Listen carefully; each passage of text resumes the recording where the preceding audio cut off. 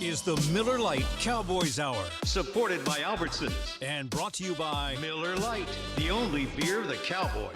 It's Miller time. Albertsons and Tom Thumb, the official supermarket and pharmacy of the Dallas Cowboys. Lucchese, the official bootmaker of the Dallas Cowboys.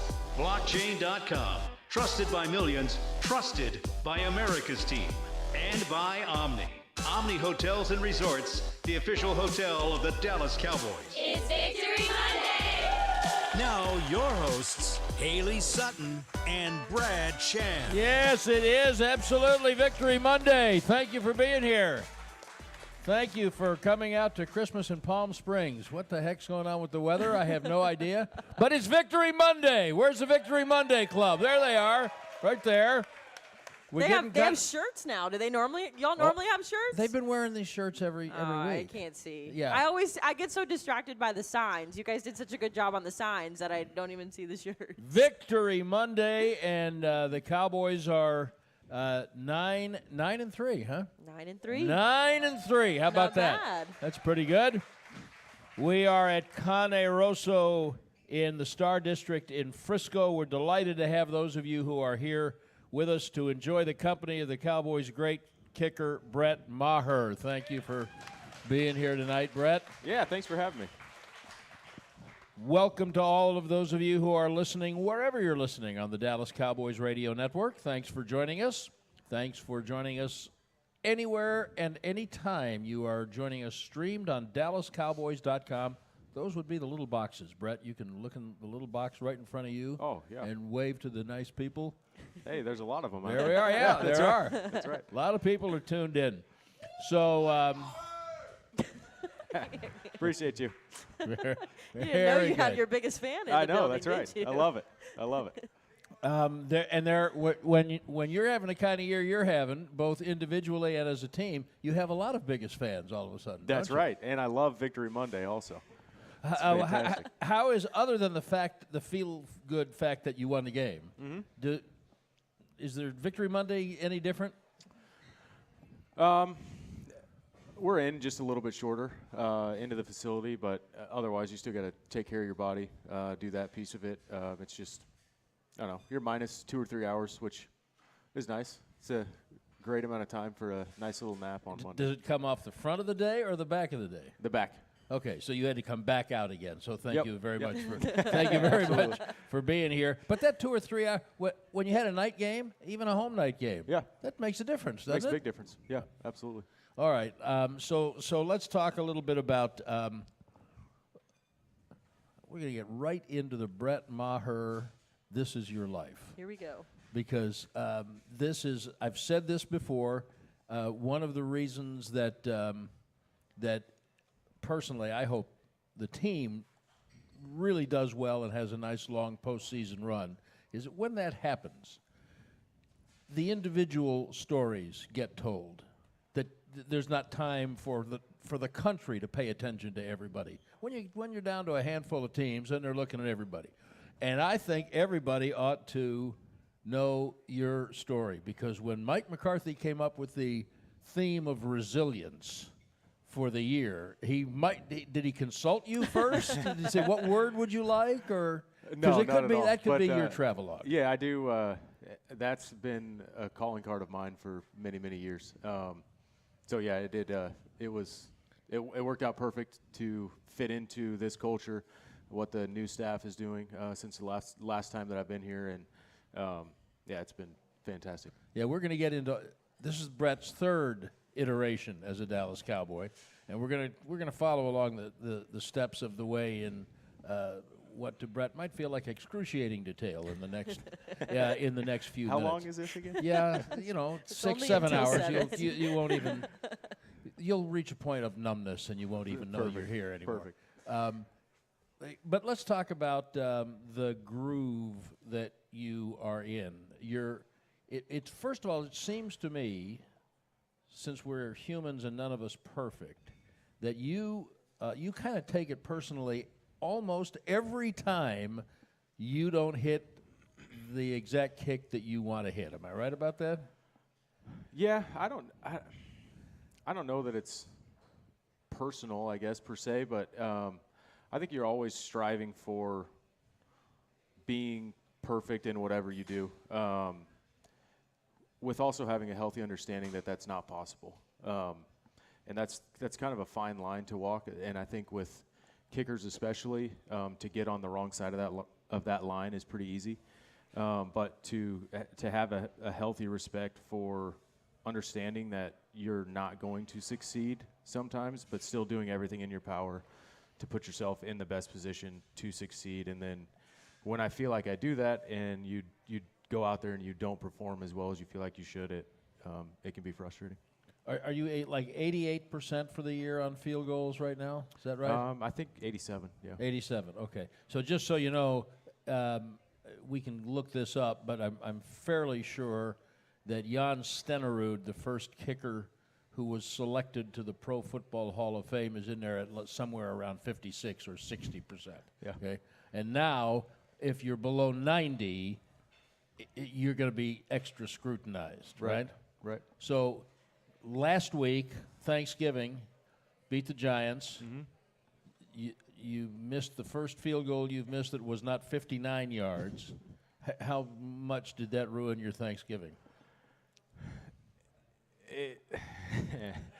That was a tough one I saw him in the locker room for me to afterwards. swallow.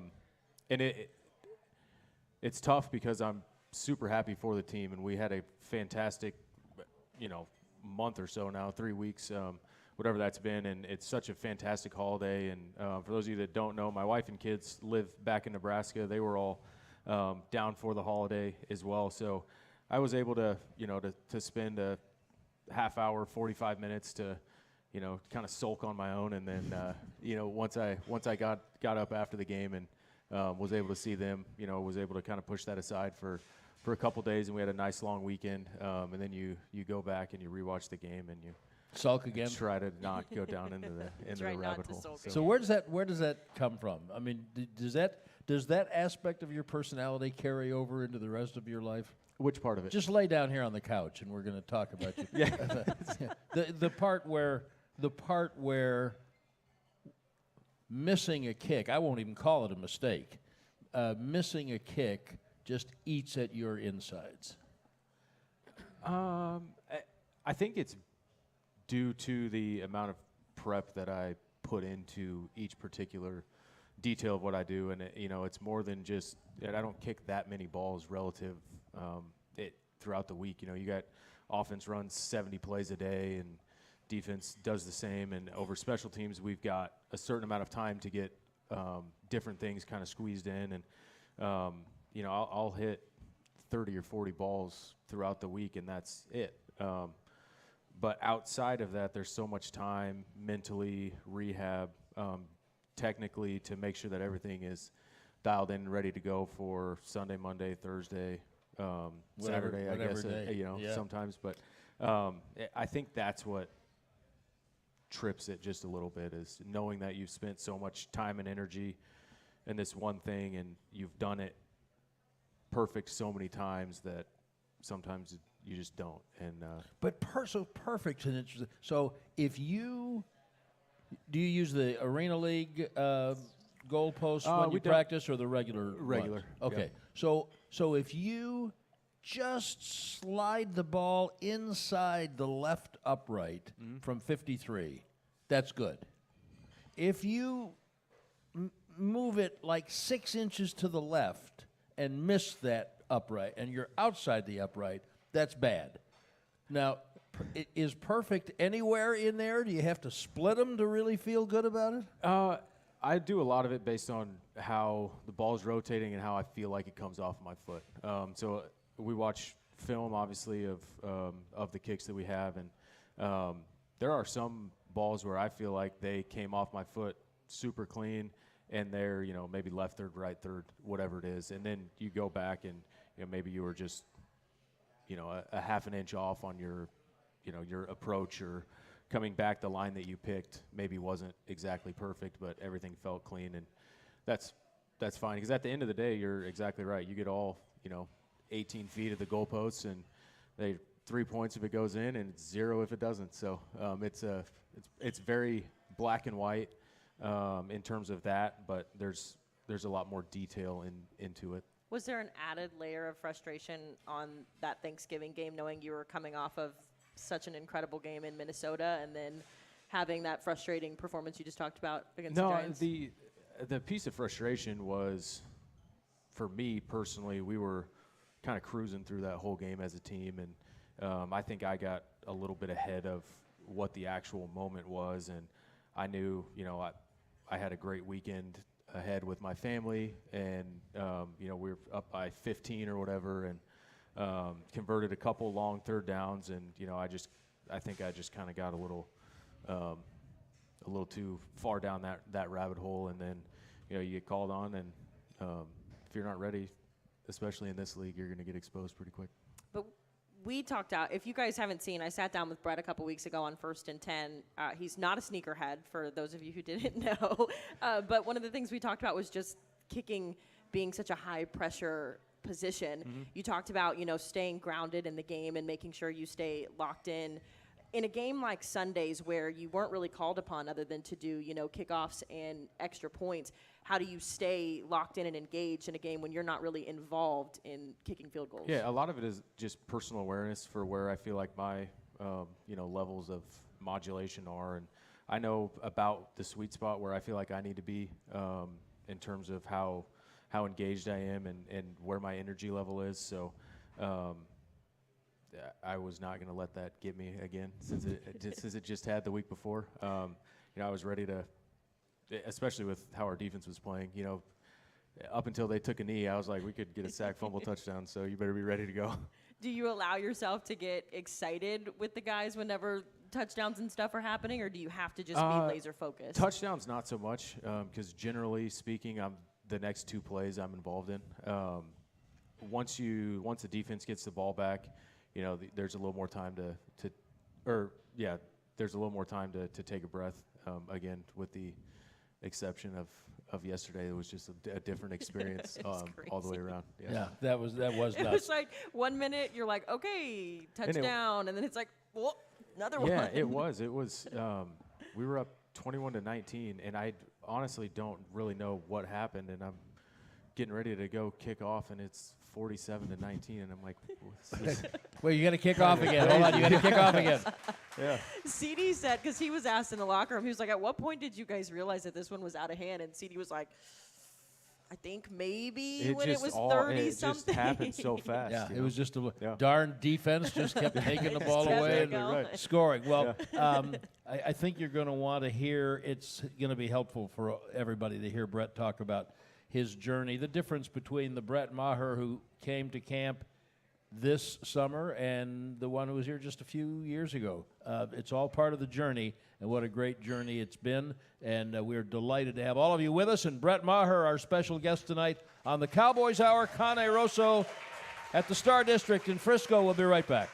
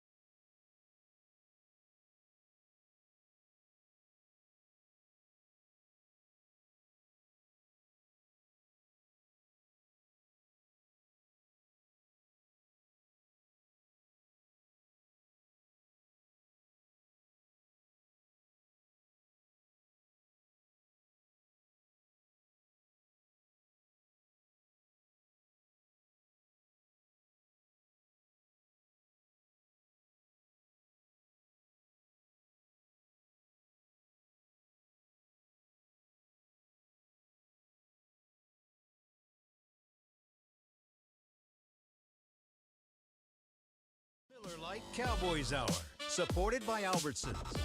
Back to Cane Rosso here on the Cowboys Hour, presented by Albertsons and Tom Thumb. Get 10% off your groceries every Dallas Cowboys game day when you wear your Cowboys jersey. Albertsons and Tom Thumb, the official supermarket and pharmacy of the Dallas Cowboys. Brad, I'm going to give this the good old college try. It's Victory Monday. Victory Monday! Good. They're good. They're coachable. I realize my delivery has to be better I mean, sometimes. I think it's the whole thing. It's not just it's everybody. Sometimes the class has to be in a position to be taught and led. But it's Victory Monday. There we go. Three of them just woke up. Okay, we're back with Brett Maher, the Cowboys kicker. There are so many things that I think people want to hear you talk about, and we will get to your travelogue in a minute. But let's take that very interesting moment in Minnesota. Mm-hmm. Let's kick a 60. Yes, I will. I will kick a 60, and I will hit it.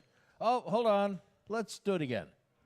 Just walk us through that. That's the most bizarre thing I think I've ever seen. Bizarre is a great word for that. I've never been in a situation or even seen a situation like that, to be completely honest with you. And that was I think what made it so odd was how late everyone found out, right? It wasn't I honestly thought that maybe they had a timeout left and they banged a timeout right before we hit it, and we just didn't hear it because the stadium was loud. And then I found out that, like, what was happening, and it went from excitement to, all right, they call a timeout, you got to redo it, to, are you kidding me? To back to, luckily I had enough time what to that next level was going to be. to get back into what I felt like I needed to do to get ready to hit another one. And on the second one, I've never seen you do this before, but you took a deep breath. We talked about it after the game, but I mean, normally you're out there and you're in your process, but at that time you had to literally stop and breathe and recenter yourself, didn't you? Yeah, there was like I just described. It was a little roller coaster there for about a minute and a half, but I felt like I understood that that there was a lot going on emotionally for me, inside of my brain and inside of my body as well, and to be able to trust the prep that I had put in, to be able to get that under control, and be able to go out there and do it again. So that was just part of it. And we were just chatting up here about your process during the week whenever it comes to preparing for, regular distance kicks. I use that word loosely for you because regular distance is like 50 yards out. But could you just kind of give the spark notes of what you just talked with us about, working with the mental coach and how you kind of keep that level? We do a lot of stuff every single week just to make sure that we're ready for any situation that could possibly come up. We do training stuff throughout the week that I think is a little bit different than a traditional kicker practice, and Bones is a big part of doing that and throwing those different situations that I want to work on throughout the week into our regular work habits on Thursdays and Fridays to make sure that we are ready for those situations. So we've had timeouts that we've dealt with kicking. We've had sudden change stuff. We've had re-kicks. We've had penalties. We've gone through all of those things, which gives you confidence that you're going to be able to handle it, when it actually means something on Sundays. Does a 60-yarder, not talking about a walk-off, does that feel any different than 42? Yeah, honestly, the biggest difference between those kicks is they all come at end of halves, right? No one's going to line up and hit a 62-yarder with, in the first quarter, third quarter, whatever. So it gives me an opportunity to actually let some emotion out because I know there's nothing after it. And for that reason, it does make them a lot of fun because, there's big kicks throughout games, in several games. We were playing the Giants, Monday night early in the year, and I think we were up 6 and hit a 45-yarder with 6 minutes left, 4 minutes left, something like that. And that was everyone knew that was a big kick in that game, but you got to kick off 2 minutes later. So you just kind of go about your business and do it. And in those situations, you've got 15 minutes until you need to do anything, and you can celebrate with your teammates and let a little bit of emotion out. And you talked about the biggest thing with those 60-plus yarders is that it gives you a chance to show off a little bit. Yeah, it's always fun. I think that a lot of us enjoy the opportunity to, showcase what we can do on an individual level that helps the team get to where we want to go. I think you've seen that out of a ton of guys this year, and it's just that's fun. It's fun to do. Your quarterback likes to say pressure is a privilege. Yeah. And it's a great attitude to have. Mm-hmm. Both of you have been competitive athletes. I've always been a competitive watcher. Tell us about so if you line up for 55 or 56 yards just in the run of play, and that's not that unusual, mm-hmm. especially when the coaching staff trusts you, and they do, then how do you not have in your thought process, if I miss this, we're giving up humongous field position, so I better make this? Yeah. Which doesn't sound helpful. Yeah.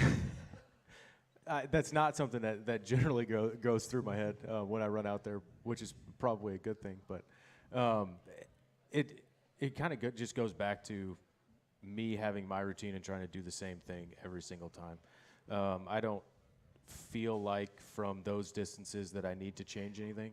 So as long as that's not the case and I could just put a good solid swing on it, I don't have to overswing, I don't have to, do anything minutely different, then all of those kicks feel very much the same. Now, I mentioned this is your third iteration as a Cowboy. I love that word. Isn't that we don't get to use it often enough. So a lot of folks don't remember that you were here 2013. Mm-hmm. Is that right? 2013. And not for very long, as I recall. 2 weeks. Okay. Yeah. What would 2013 Brett think of 2022 Brett? Oh my goodness, that's a great question. Thank you. Good night, everybody. I think that he'd be very proud of the work that I've put in for the last almost 10 years now to get to here, and I don't think back then I had the slightest idea of what the journey would look like, but how rewarding it's been also. So that'll get us rather smoothly, if I say so myself, to the... Did you plan that? I did, but about 15 seconds ago, if that's planning. The circumstances under which you left were similar to last time. You've experienced that before. It's kind of the life of a kicker. Mm-hmm. And you're coming back in training camp this year was not by, speaking of not planning things, it wasn't by grand design. And look at the success, and you seem not a different kicker. You seem a different person in terms of mental approach or comfort I think, or something. I've just seen so much more, and every year I feel like I learn something beneficial to myself personally and professionally, and I hope to continue that for as long as I'm playing and as long as I'm a husband, as long as I'm a father. I don't think that situation is different, I guess, in terms of different realms of life. What's cool about it is there's an audience, so I feel like there's people that kind of get to enjoy the ride and the journey and the ups and the downs and all of that with me, and that makes it a lot of fun. I lost my train of thought. Dang, that was a good Well, answer. while it's being derailed, we'll take a break. Perfect. And it's been a long day for some of us. Some of us didn't get 2 hours off at the end of the day, okay? Brett Maher, the Cowboys kicker, is our guest this evening. We are at Cane Rosso in the Star District, and we'll be right back on the Cowboys Hour.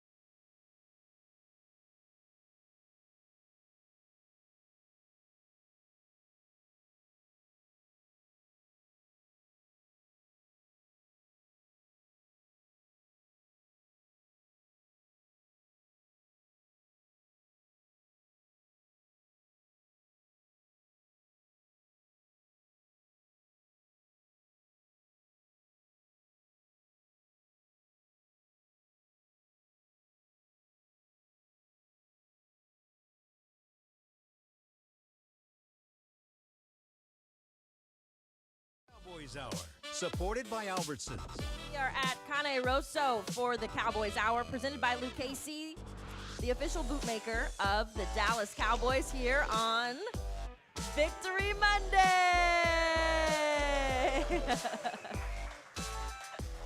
I'm getting better. You Reps. know, we're missing a bet. Joe Trahan, we're missing a bet. I don't know about It's the Cowboys Hour. It's the Miller Lite Cowboys Hour. Victory Monday should come with at least a free round of Miller Lite for everyone. Come on, Joe. Shouldn't it? Kelly, shouldn't it? Kelly's Give like, the we've people got what they want. sponsorship. Hey, I'll tell you what, boy, I'm going to set a bad precedent right now. Those of you who are here at Cane Rosso, if you would like a Miller Lite right now, hold up your hand. Okay, so can I get someone from the wait staff? I'm buying a Miller Lite for everybody whose How about that? hand is up right now. It's the Miller Lite. Keep your hand up until they get your order, and then Haley's holding the bill for me. But no, bring me the bill. Why I'm did I buying a get Miller looped Lite for into all these this? people. We're gonna get this Victory Monday thing really entrenched in a good way. Now they're going to expect that every single Well, it's week. today. It's like Christmas in Palm Springs. Okay, so okay, is your train of thought back on the tracks? It is. Good. Let's go. Yes. We talked at the beginning of this about how resiliency is kind of like your theme, your mantra. Brad brought up, this is now your third iteration. Is that what you use? Nicely Iteration? done. Yeah, your third iteration here with the Cowboys. How does resiliency for you kind of loop into that journey? How do you stay focused and, go through the grind of the uncertainty and then getting here and having to prove yourself and all the back and forth and the ups and downs? I think for me, the biggest part is kind of leaning into what I feel like I need to do to be successful and not getting deterred by what other people think of me personally, professionally, and really staying true to what I think that blueprint is. So I think being resilient to my process is kind of the way that that I've taken it personally as a spin, which is a little bit different than I think we use as a team, which I think is a good thing. But I think that's probably the best way I can describe that. Malik Hooker talked last week about the resiliency that he went through, being with the Colts, all the injuries that he had. And one of the things that he was nervous about when coming to Dallas, he was like, I got to be in a whole new city. I'm learning a whole new scheme. I've got whole new teammates, a new defensive coordinator. Did you feel that at all? And if you did, how did you kind of work through that and kind of help yourself fit in, I guess? This time back? Any of the times. I would say this time back was unique because I had been here and I knew the area, knew the building. However, the staff is completely different. The special teams room is completely different. So there was an element of being comfortable in my surroundings, but also still having to develop relationships and figure that piece out as well, which is has its own challenges. But the personalities that are here made that very easy for me to transition into. Speaking of which, the kicker, the punter, the long snapper spend an inordinate amount Yeah. of time together. When Jake McQuaid got hurt, this is quite a tsunami in your little world right there, yeah? It's a big change-up. Yeah, and so Matt Overton's come in, done a great job.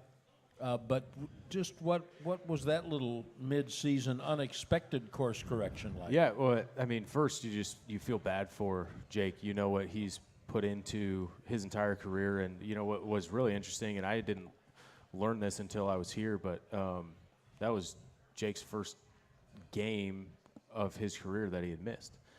He'd played, he was in year 12, I think, and you go for that long, and he'd been with Bones for 10 of those 11 years, 11 to 12, I think, actually now, and it's just Jake was just always there. He was just always available, always practicing, always playing, and that's what he's been used to too. You always get little nicks and stuff along the way, but when it's time for a game, you're ready to put the pads on, buckle up, and get after it. So to see him have to go through that as a friend is tough. Professionally, it was just another challenge for us to get over, and it speaks to the theme that we were just talking about of being resilient, and whether we wanted this to happen or not. The reality is we've got a new long snapper next week, and we're very fortunate that we were able to find Matt and bring him in, someone that's had a bunch of years experience in the league and was able to come in and understand what we needed to do throughout the week to get ready. So that made it very easy in terms of making that transition. That's a part of this game that is never fun for anyone. Can you describe the three of y'all's dynamic with one another? Because I know when you look at some of the groups on the team, the first one I always think of is the tight ends because they're insane. They're hilarious. They're hilarious. Because you love these tight ends. I do love these tight ends. But so how would you categorize y'all's dynamic? I would say very close, and I think we all understand how much we need each other to be successful. And I think that's an important, number one, I think it's important for us to all understand that. And number two, it's just, I don't know, I guess this is the same as number one, but you can't be successful without having that. A high degree of trust, obviously. I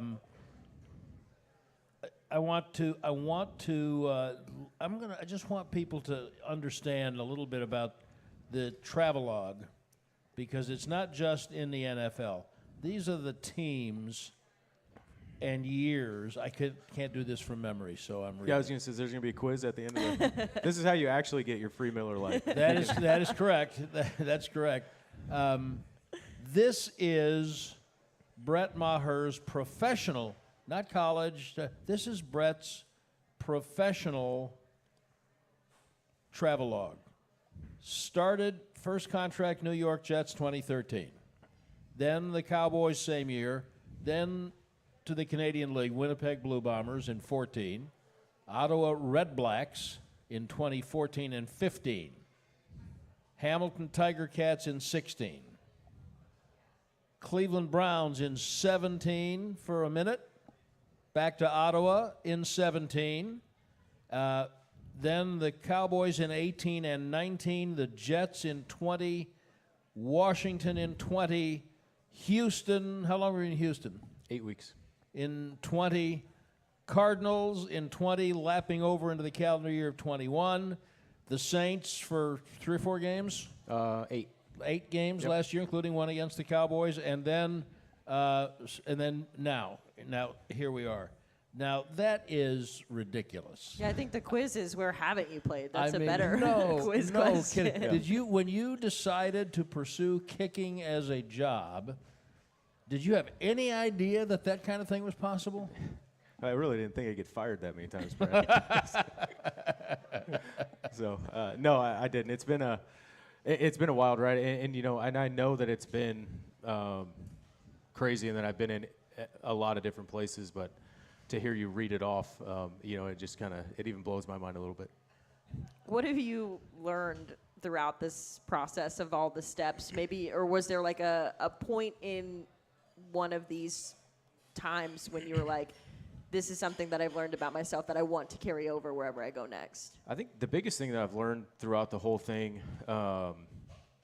is that it's how much effort it takes to be successful and get what you want. And I think that's, you know, something that, looking back on it, I think it's something that my parents tried to teach me growing up, you know, whether I listened all the time or not. And something with my children now that you know, I want to instill in them also, that it's not easy always, and really even very often. But that doesn't mean that it's not worth the journey and the tears and the sweat and the sacrifice that it takes to get to whatever you want to be in any profession, anything like that. Is your family with you right now, or are they back in Nebraska? They're back in Nebraska. So since your wife can go on DallasCowboys.com and see this, Yeah. I think this would be a good opportunity for you to speak about what an absolutely incredible woman she Oh must my gosh, be you're not kidding, to Brad. be putting up with all of this nonsense. Yeah, she is my #1 fan and supporter since, you know, even before we got married, really, even in college, was she knew less about what this journey was going to look like than I did, and I didn't know very much. So for her to be able to be as selfless as she has been, and as supportive as she has been throughout this whole thing is, yeah, I feel very lucky to have her. And now you have babies too. What's it been like being a dad? Being a dad is awesome. I'm not sure that anything I can do gives me more joy than watching them, being with them. It's a lot of fun. We've talked about, because I think every person pretty much other than Osa who's been on the show has kids. And one of the things Brad always likes to say is, oh, like when you get home, like they don't care what you do in the game. They just love you and they come home. Uh-huh. I know you have older kids, so are they at that point where they watch you and know what your work is? Yeah. Know what my work is, I think, is the older one is getting there. And she understands that there's more to it than just going and kicking footballs. And she's in 2nd grade now, so she's starting to ask more in-depth. She's an old salty veteran now. Yeah, that's right. 2nd grade. I mean, that list is she's covered everything except for like the first 3 stops. So, yeah, she's been part of a lot of it, and she's starting to understand a little bit more of what it takes and what goes into the job. But the middle one, and I'll only say this because I know that she probably won't watch this, but my wife was talking to me like 2 weeks ago, and she goes, Lakin is her name. Lakin asked me the other day, well, what does Dad do for a job? She goes, well, Dad kicks for a job. Well, I know, but like he just kicks. Like what does he do for? What does he do? What does he do during the week? He can't just go kick footballs. From 9 to 5 for 5 days a week. That doesn't make sense. So she's not quite there. But she said, no, honey, Daddy works 20 days a year. Yeah, that's exactly. For 3 hours a day. Yeah, that's right, and that's it. And then the rest of the time, he just does whatever he wants to do. He just FaceTimes with you and plays golf, all that fun stuff. Yeah. Okay, we have a microphone to pass amongst you. Joe Trahan, are you doing the duties again this evening? Joe will have the microphone. If you have questions, those of you here with us at Cane Rosso at the Star District in Frisco, if you have questions for Brett, we will take them. And we have few more details on the travelogue to touch on as well. Brett Maher is our guest on the Cowboys Hour this evening, and we will be right back.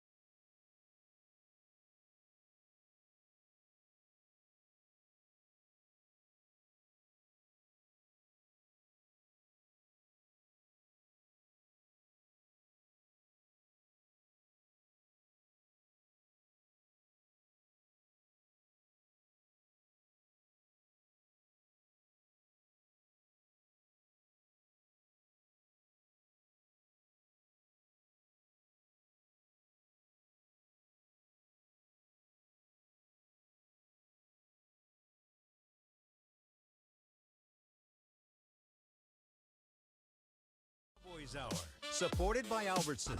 The Cowboys Hour is the Miller Lite Cowboys Hour. Miller Lite with Cowboys the Hour. official Miller Lite Cowboys And Hour. you're welcome. Is presented by Papa John's. Better ingredients, better pizza, Papa John's. We have had such a good conversation with kicker Brett Maher on Victory Monday. Victory Monday! Still Victory Monday. You got to have a little more energy, Haley. See, so here's Haley is here's the so thing. tired. That's true. I Haley am is exhausted. so tired. Yeah. First primetime game. So here's the baby. But what I'm trying to do is I'm trying to test the waters, right? Like I don't want to punch it every time. Punch it every time. Okay. Well, the Punch expert it every says it, so time. I'll punch Yeah. it. I'll do better next time, I promise. You're doing fine. I think we're going to take some questions, though. Are we ready? right? Joe Trahan's got the microphone. Who's got questions for Brett Maher? Hello, Brett. This is Rambo. How are you this evening? I'm good. How are you? Great, thank you. I have a question. So, there's been a lot of talk that Micah Parsons can play any defensive position. You know, any position that he's played, he's done great. Mm-hmm. Is there a guy on the team that you guys can say, or that you could say, you know what, this guy could kick field goals also? Ooh. That's a great question. We haven't had anyone just line up and start having fun kicking. I would love to see it though. So I don't have a good answer for you. This is really interesting. Go ahead. I'm sorry. No, I was going to say my guess is that Micah would be better at kicking footballs than I would be at, at trying to play Tackling defensive end. people. So yeah. Joe, how many years ago was it that Jeff? I'm having a mental. Jeff Heath. Was it Dan Bailey and he got hurt and Jeff Heath Yeah. had been a kicker in high school and he kicked a field goal, didn't he, in a game in Oakland? Yeah. 49ers. Very good. Thank you very much. We should give the headset to other people. So I don't want to get anybody in trouble, including me. Early in the year, before Jake got hurt, I don't know how the subject came up, but the question was, who is? I mean, there's a depth chart every week. If someone gets hurt, if Tyler Biadasz has to miss a play, we all know who's going to go play center. So the question was, who's the backup long snapper? Coach Fossil absolutely refused. Now, I know who it is, but Coach Fossil refused to identify the backup long snapper because he thought it would be possibly something that the other team could use, but he didn't have any problem saying that if Brian Anger twisted his ankle and needed a tape job, that you'd be the next punter, right?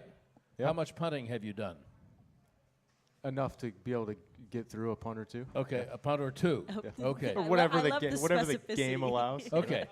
But you have no idea who, if you had to get your ankle retaped, Brian would. Brian would be the Yeah. kicker. And Yeah. what's his range? I don't know. Okay, Swing hard. That'll be a question for Brian Anger, the tackling punter. Okay, here we go. Hey, good afternoon. First things first, salute to Brad Sham, voice of the Cowboys. L'chaim. It's a Yeah. big salute to Big Money Maher. Shout out to all the Cowboys fans here. Hold up your drink. Salute. Hey, I appreciate this, and I appreciate y'all doing this for the fans. I wanted to ask, I know you've been an on and off member of the family for a couple years now. How does the chemistry feel this year compared to previous years? Because personally, I feel like the accountability and chemistry of this team is undefeated, and it has big hopes for me. How do you feel about that? Yeah, I think the locker room is a special place that I don't know that I don't think that you know what you're in the middle of until until you're not in the middle of it. So I don't know that I have a great answer for you other than the amount of respect that everyone has in that locker room for what everyone else does. There's no bickering, complaining, any of that stuff. It's a very enjoyable place to go to work every day. So I don't, I've been a few different places, as Brad pointed out here a couple minutes ago, and this is one of the most enjoyable locker rooms that I've been in. Yeah. Thank you. Thank you. Okay, this looks like trouble for you. Oh, Brett, yeah. right here. Thank you for letting me ask you a question. So, what are you thinking when you're about to kick? That's a great question. Terrific. What's your name? Noel, And how old are you? 9. And are you a kicker? No. Would you like to be? Yes. Okay. Thank you very much, Noel. All right, Noel.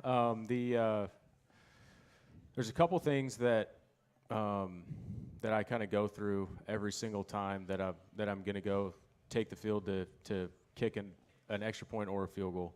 I'm not going to tell you exactly what those are because that's kind of my secret. But there's a couple different technique cues that I go into, but I think the biggest trick is the biggest point is you have to be in control of what you are thinking about. You can't think about what the surroundings are. You have to be very focused on what you need to do.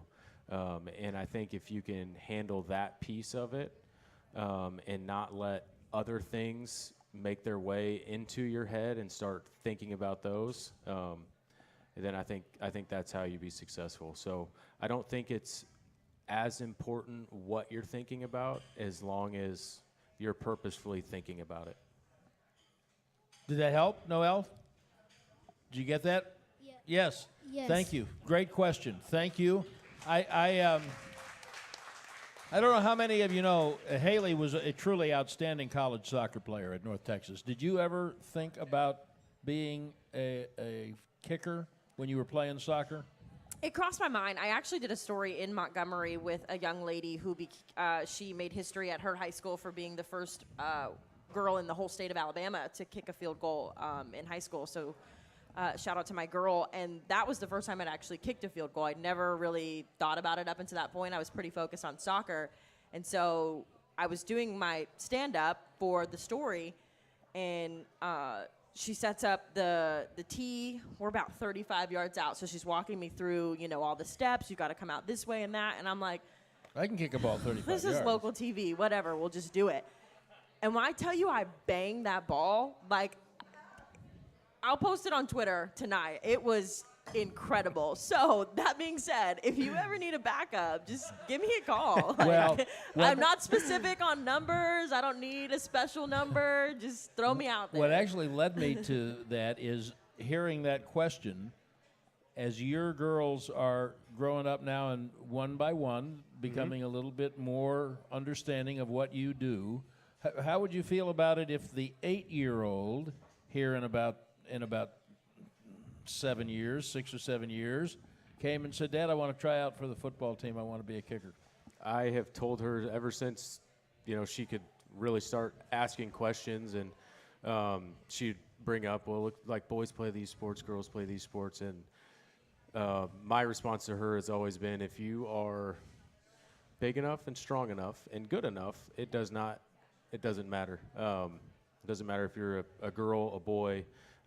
If that's something that you want to do and you put the time in and you're good enough to do it, then there's a spot for you to do it. And does her mother agree with that? Yeah, absolutely. Okay, good. Yeah. Okay. I mean, not all mother. That sometimes that's big talk until she comes home and says, "Okay, I signed up and I've got a uniform and I've got football practice tomorrow." Yeah. Now, I mean, then that I think the different conversations would start once you come back from practice and what are the expectations were met or not. But yeah, absolutely. Okay, Joe, are we good? Okay. Back to Nebraska in the 2 minutes we have left, where you grew up. Mm-hmm. Played basketball and ran track. Yep. And played football and some field. Yeah. Yeah. Right. Did you play positions besides kicker? I did. I was a wide receiver and a defensive back. And why did you settle on kicker? I knew that if I wanted to go to like a bigger college program, that's what I needed to do. So kind of started focusing on that, and that kind of led me down this path. Was that always a goal of yours to play at a bigger school? It was, yeah. And when did you get the notion that I think I might just do this for money? Well, you were at Nebraska, so you might have. I was going to say, I don't think he's allowed to have that. We didn't go. I missed the boat. Professional football. I missed the boat by a little bit on the college NIL piece. Yeah. I think I thought about it probably later, actually, in my when I was in high school. Looking back on it, was I naive about that being a possibility, and how many high school kids think that maybe they can make that happen? But that's when that first crossed my mind of I think I might be able to do this. Well, your perseverance and your steadfastness of approach are exemplary and inspirational, and it's just great to watch you having this kind of success on your journey. And thanks for taking some time off the free part of the day to come in. On Absolutely. Victory Monday. There we go. That's great. Thank you, Brett. Brett Maher. All right, thank you, guys. We will be back one more show at Cane Rosso next Monday, and then we move across the street and upstairs to City Works. For Haley Sutton and Brett Maher, I'm Brad Sham, and thank you very much for joining us on the Miller Lite Cowboys Hour. This has been a production of DallasCowboys.com and the Dallas Cowboys Football Club. How about this, Cowboys?